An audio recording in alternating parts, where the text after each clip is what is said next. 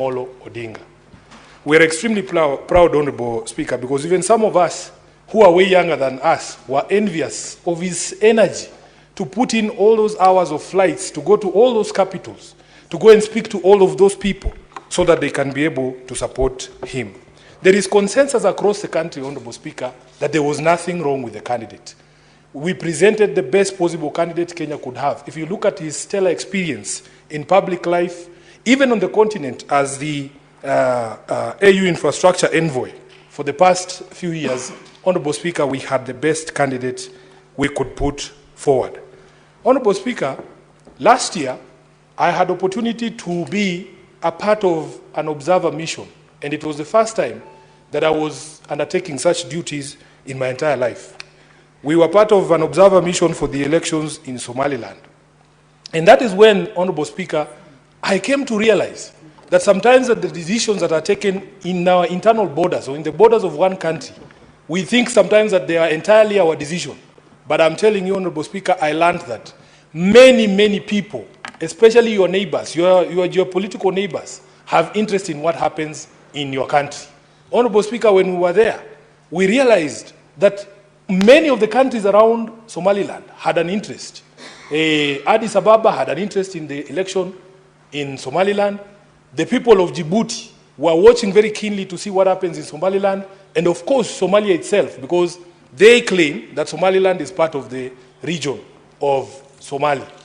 Honorable Speaker, what that experience showed me is that I am totally blindsided as a legislator, as a leader in this country, when it comes to global geopolitics. It is no wonder, Honorable Speaker, I made a decision, conscious decision, to join the committee in this House that deals with foreign relations. Because for me, Honorable Speaker, I have always felt that the lack of clarity when it comes to Kenya's foreign policy positions is a problem for even some of us. Honorable Speaker, I will give you another anecdote before I say what I want to say. When I began my journey in politics, I tried my hand in a rural constituency called Kandui. And I remember, Honorable Speaker, we used to send representatives to funerals. For instance, because I used to operate out of Nairobi, I couldn't attend all functions. And I remember the advice of one old man, that the people you send who speak in your name, Madam Speaker, they are as important as you. Sometimes even more important than you. Because that face that they see determines whether they elect you or they don't. Honorable Speaker, I was told, you must do family background checks. I can see Khalwale looking at me. Honorable Speaker, if Khalwale sends somebody to represent him at a function in Malinya, and that person has questionable character, like for instance, he's a night runner, or he's a murderer, or he has bad manners generally, then the reputation of that person rubs on you as a candidate. I want to say very clearly that there is consensus that there was nothing wrong with our candidate. The problem, as I see it and as I understand it, is the bad manners of the republic that he was fronted by. And I want to go through those bad manners, Honorable Speaker, because it is something that is worrying to us. Honorable Speaker, people make decisions based on how they feel about you, your relationship with them. And I believe the election of the AU was no different. We were all very perturbed when a few months ago, some leaders of a rebel movement were granted opportunity to speak from our shows here. And Honorable Speaker, this I want to draw the distinctions between what Raila Odinga believes in, the things that I know he believes in, and the positions that have been taken by our country that are diametrically opposed to the things that he believes in. Raila Odinga is a Democrat. He would never support the appending of power other than by means of democratic processes. He would never support a situation where you have people who are threatening peace and stability in a neighboring country, and then you grant them, a stage for them to be able to perpetuate this division in their own homes. So therefore, Honorable Speaker, you have this Pan-Africanist who believes in democracy, who believes in the democratically elected government in the DRC, and then you have your own country, the sponsoring country, allowing rebel movements to have a stage in our own republic to say things and undermine democratically elected governments back home. Secondly, Honorable Speaker, there are certain things that I actually believe, like global conflicts, that I admit that maybe I do not have the solution. But Honorable Speaker, when your country takes a position on that, you instantly make enemies and friends. And the clearest example to me is the conflict in the Middle East. This is one of the most complex global conflicts, Honorable Speaker.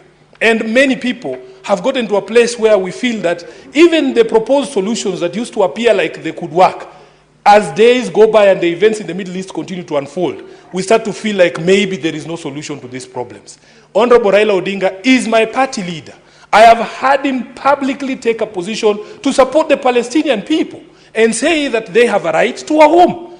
Honorable Speaker, that is the position of the candidate. But what is the position of the sponsoring country? Honorable Speaker, when the sponsoring country takes up an opposite position to the candidate, then it presents a problem. So these conflicts between the position of the candidate and the position taken by government, I believe, contributed to the situation that we are right now. Honorable Speaker, of course, all of us know that once conflict erupted in the DRC, there are certain notions, especially from countries and players in that particular country, that Kenya's position was not a position that was advancing the security and peace of the DRC.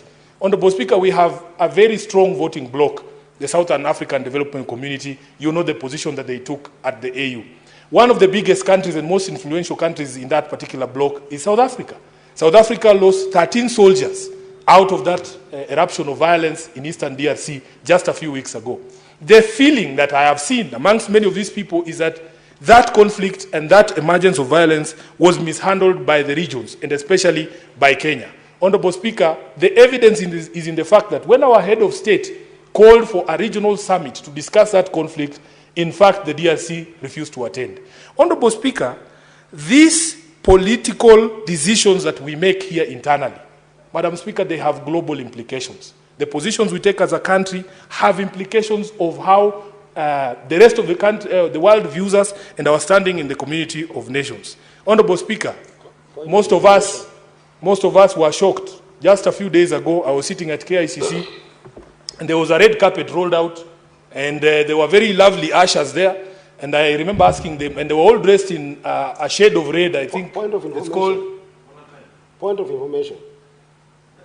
Point of information. Would you wish to be informed by It's Senator? going to mess my flow of Senator thoughts. Eddie. But let him inform you. Senator Eddie, do not mess the flow of thought from the Honourable Senator's submission. Madam Speaker, this is one of my favorite leaders in the minority side, so I wouldn't want to sometimes interfere with this point of information. But I think I've listened to him using the word position of country interchangeably. Leader is that there is no country's foreign policy decision and written to those effects of those insights that you have shared. So I just wanted to make that distinction that position of country is different from position of individuals. Thank you, Honorable Eddie. I think I meant the position of the state or the Republic of Kenya as enunciated by the head of state, the Honorable Dr. William Samoei Ruto.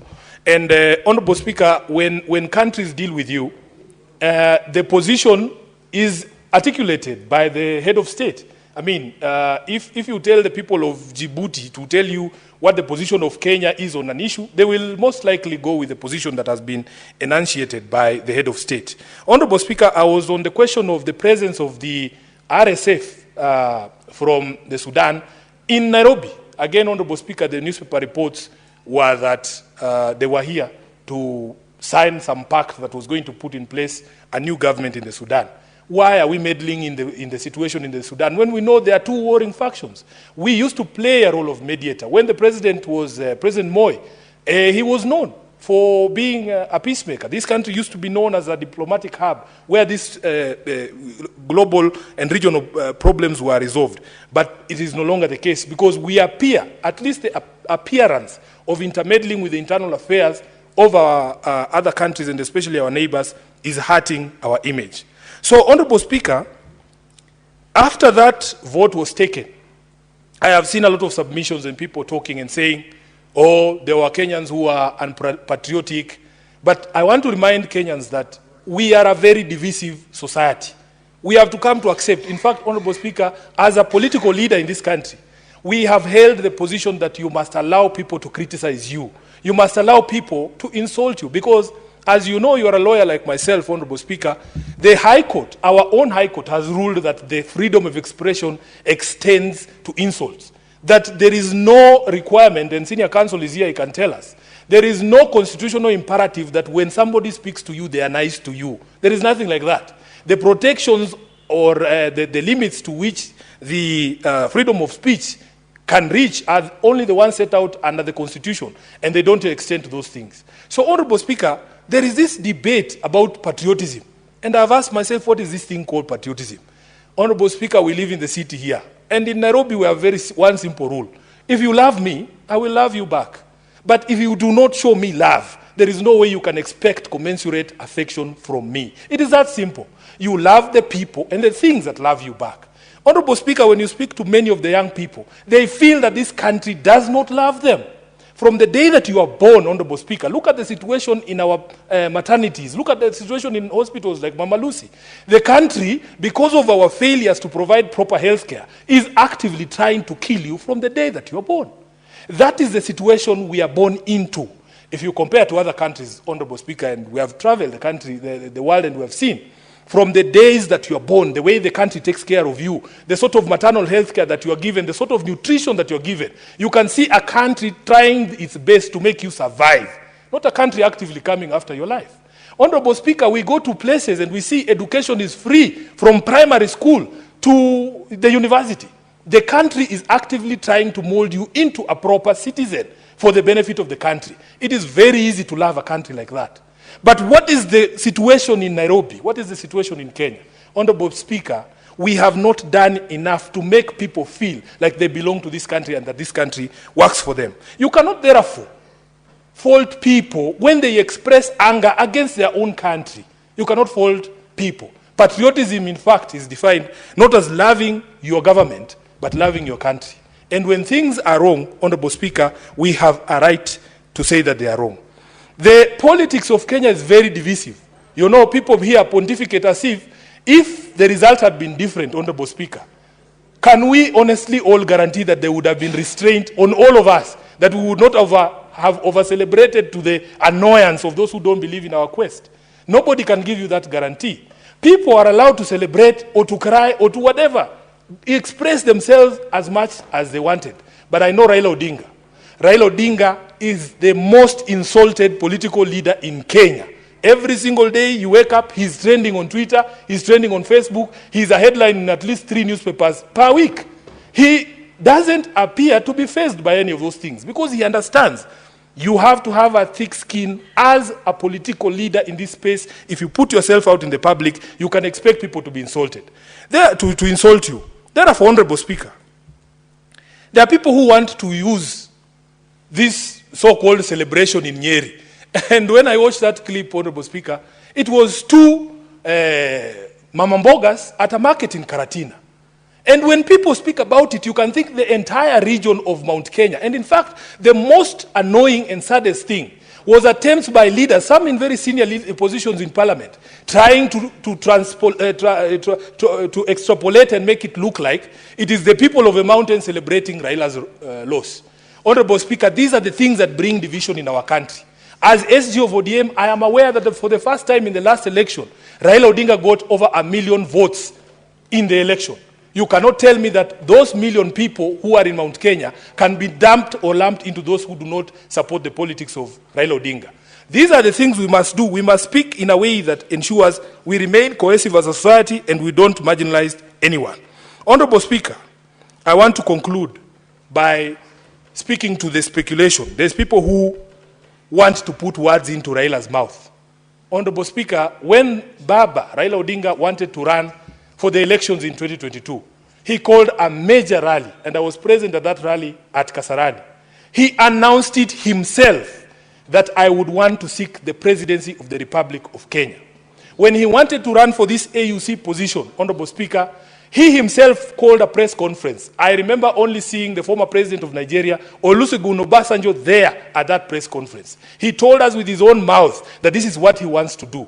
Honorable Speaker, therefore, when Baba wants something, he will tell us himself. These people who have abrogated themselves the role of speaking for Raila Odinga and telling him, oh, we will look for a space to accommodate you. Baba has many, many roles. He's a party leader of ODM. He's a leader of opposition. He's a father. He's a husband. He's a grandfather. He is not idle. Baba is not idle. He has things to do. So please, these people, I have seen even some colleagues from this Senate coming up and proposing ridiculous things like amending a constitution just to look for a position for Raila. What do you mean? In fact, as the father of this constitution, it insults Raila greatly if you can stand up and say you are going to amend a constitution just to look for a seat for him. That is not what he fought for. That is not why he fought for this constitution, Honorable Speaker. And the leader of the country today is the one during the campaigns who told us that for a change, we must stop looking for positions for leaders. Let us start with the Mamamboga. Let us start with the Boda Boda person. Let us start with other people, because all this time we have been talking about leaders. I want to say without fear of contradiction that if Baba wants something, he will tell us himself. All these people running around and saying, oh, we will look for this, we will look for that. How do you know?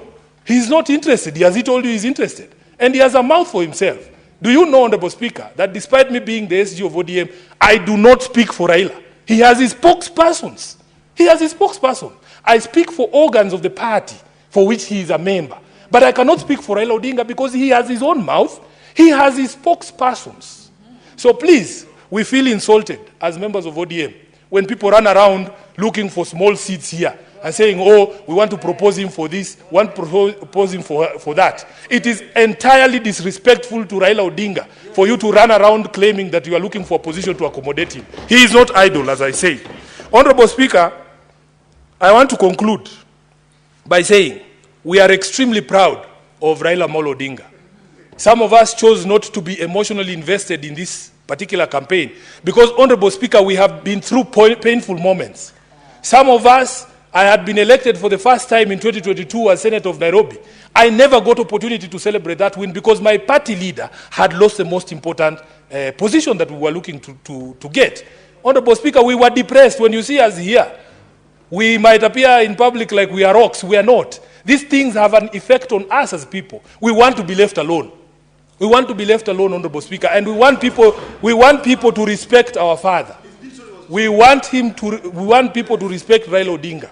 Because every time you pick him up for your other charades like the ones that people are proposing here, when ultimately it doesn't work, it is the people who believe in him who bear the brunt of the pain. Those people are not there with us. In fact, these people proposing, some of these guys proposing things here, they are inwardly very happy and they want to drag Raila Odinga into another charade that is going nowhere. We want to tell the people of Kenya that it is only you are the ones with the power to determine the future of Baba Raila Amolo Odinga. Nobody has the right to tell anyone in this country to retire or to come out of politics. You are not the one who put him into politics. Allow Baba to make the decision himself. And Honorable Speaker, if you allow me, because my time is over, I want to read a quotation from Martin Luther King. This quotation hangs on the walls of Raila Odinga's office in Upper Hill. Honorable Senator Eddie, please, if you can hand me my phone so that I don't move from here. Because there are people who have been threatening us, Honorable Speaker, that when we say these things, they think, oh, you are going to be kicked out from where? From what position? These positions are not permanent, Honorable Speaker. These positions are here today and tomorrow they are gone. I add the SG. Please, the just to SG read this. Senator, I'm adding him 1 minute to read out that quote. Honorable Speaker, Raila Odinga has a very famous office at Capitol Hill in Nairobi. If you go into that office, there's a quotation from Martin Luther King that hangs on his wall. And it goes like this. You may be 38 years old as I happen to be. And one day, some great opportunity stands before you and calls you to stand up for some great principle, some great issue, some great cause. And you refuse to do it because you are afraid. You refuse to do it because you want to live longer. You are afraid that you will lose your job, or you are afraid that you will be criticized, or that you will lose your popularity, or you are afraid that somebody will stab you or shoot you or bomb your house. So you refuse to take the stand. Well, you may go on and live until you're 90, but you are just as dead at 38 as you would be at 90. And the cessation of breathing in your life is but the belated announcement of an earlier death of the spirit. Honorable Speaker, those people who have been wagging this AU thing on our faces and gagging us, That thing has now been taken. We are unshackled. We are going to speak. I thank you. Thank you. Thank you. Honorable Senator, thank you. You are fiery this afternoon as the SG of the ODM. Senator Professor Tom Odhiambo Ojienda.